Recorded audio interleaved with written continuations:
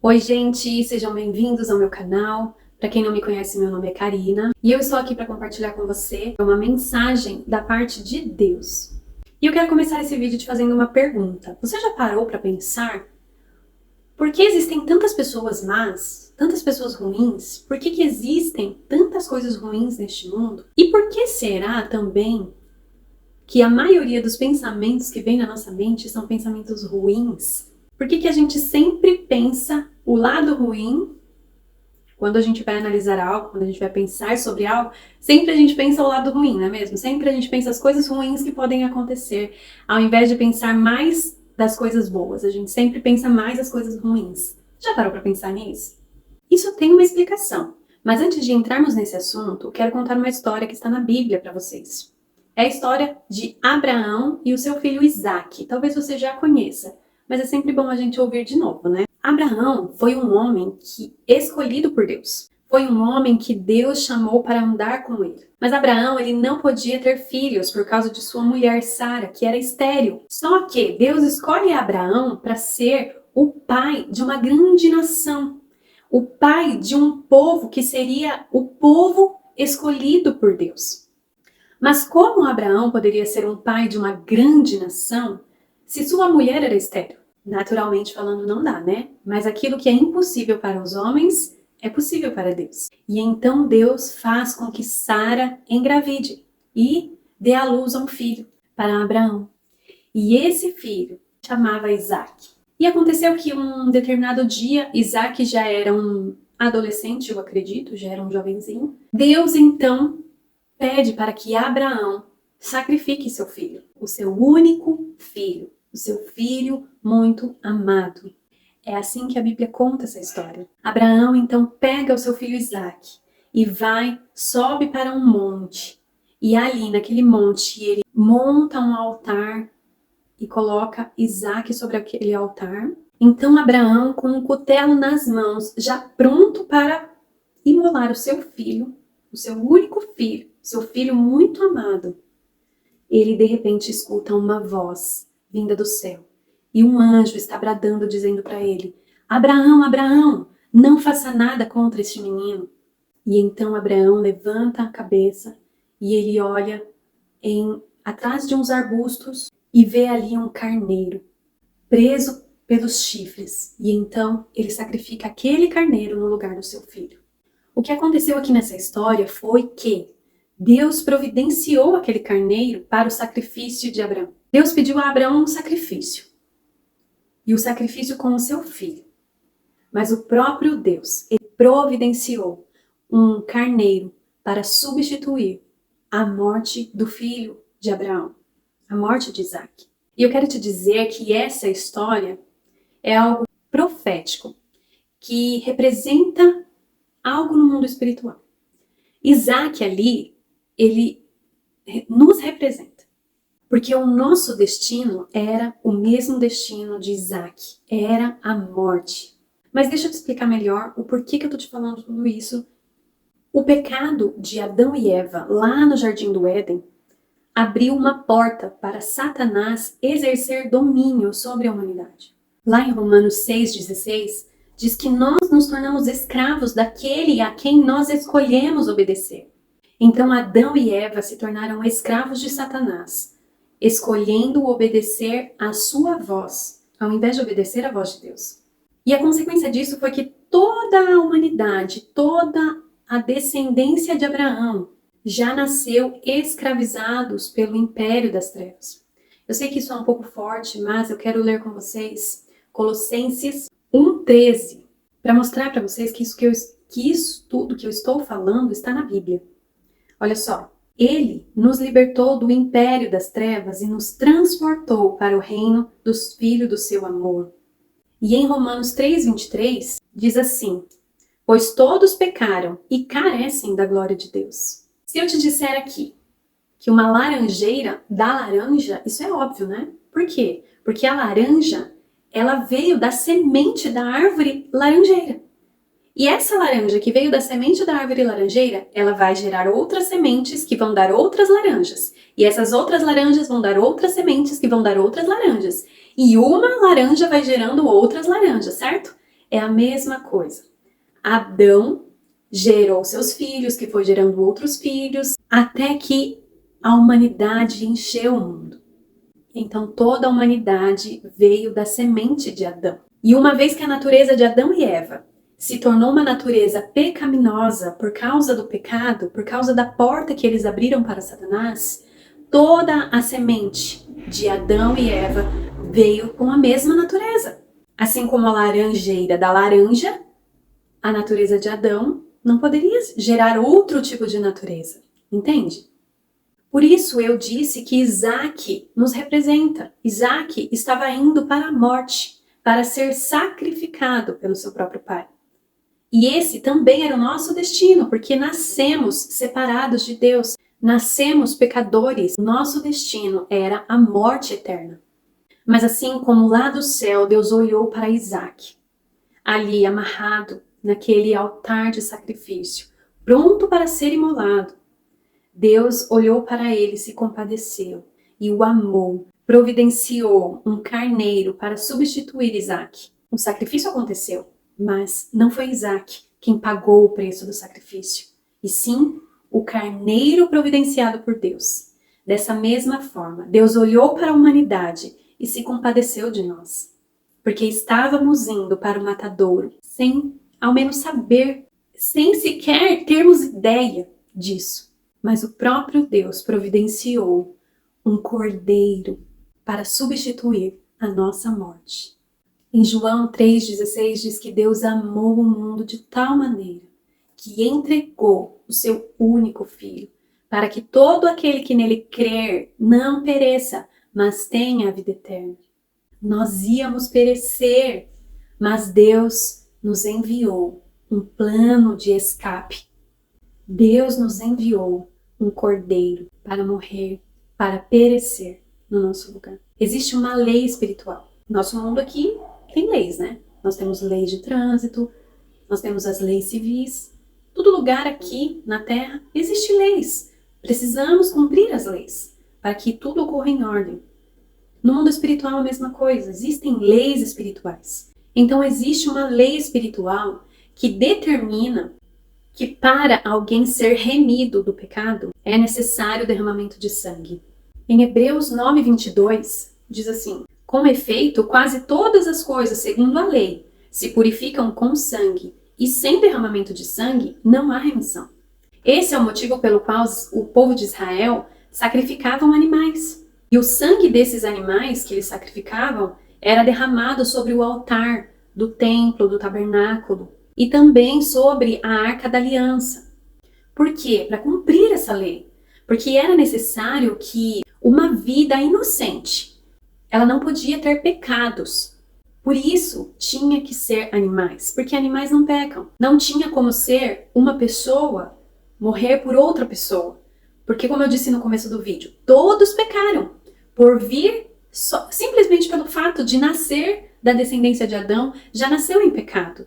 Então, um ser humano não valia para outro ser humano. Tinha que ser animal, porque o animal era inocente. E além disso, ele não podia ter defeito ou mancha. Então, para remir alguém do seu pecado, era necessário que essa vida inocente fosse morta no lugar do pecador.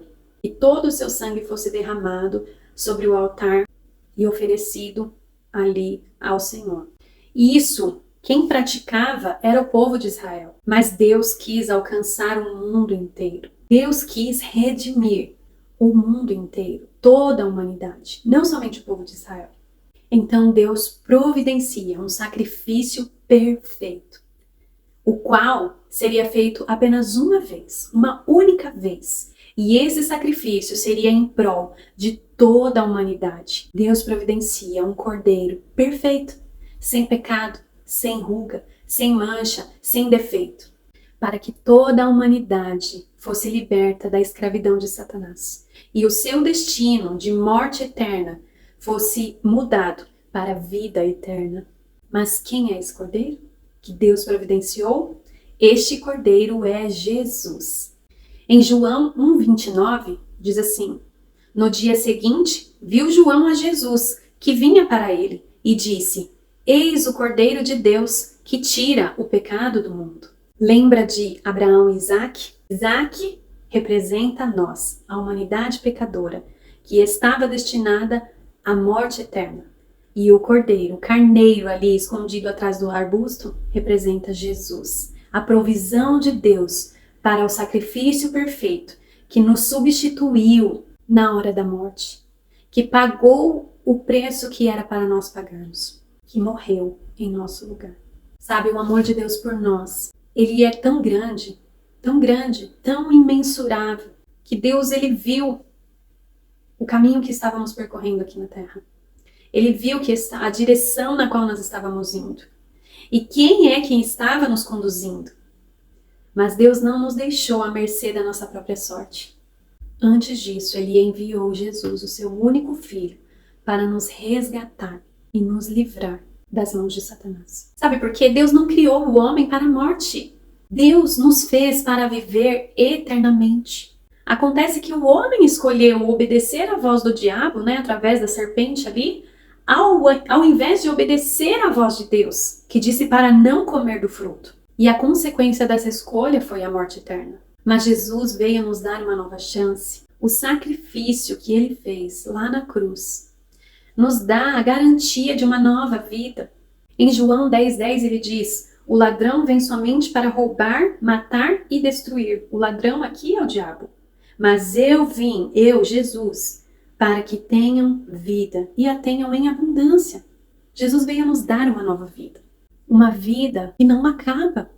É uma vida eterna.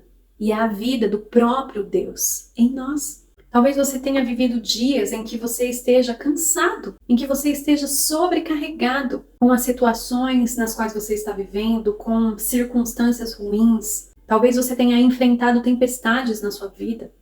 Mas a Bíblia diz que Jesus veio para os que estão cansados. Ele diz lá em Mateus 11:28, vinde a mim todos os que estáis cansados e sobrecarregados, e eu vos aliviarei. Jesus é o único que pode nos aliviar, trazer o alívio que nós precisamos para enfrentar, para viver as pressões deste mundo. Jesus também, ele nos dá paz. Muitas pessoas estão vivendo sem paz. Deitam para dormir e não conseguem dormir.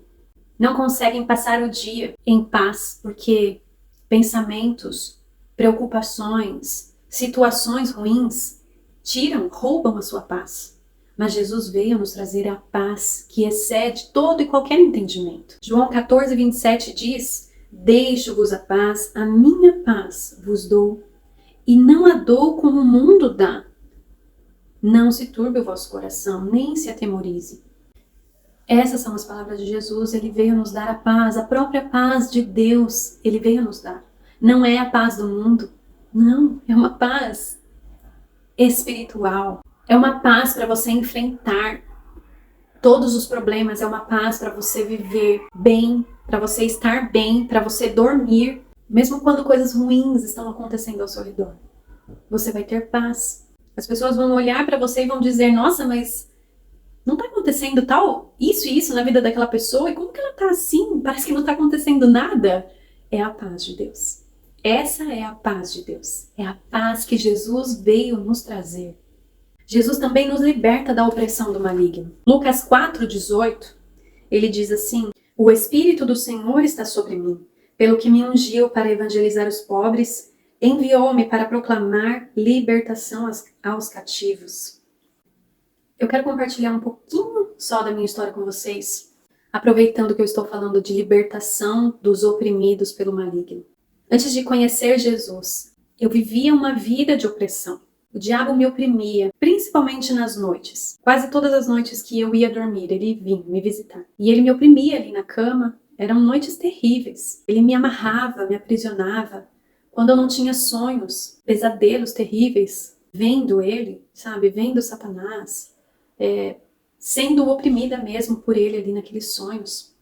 Mas quando eu abri a minha vida para Jesus, quando eu decidi entregar a minha vida para Jesus, tudo isso parou. Tudo isso cessou. É claro que não foi do dia para a noite. Houve um processo, porque eu precisava entender, eu precisava buscar mais para conhecer mais de Deus.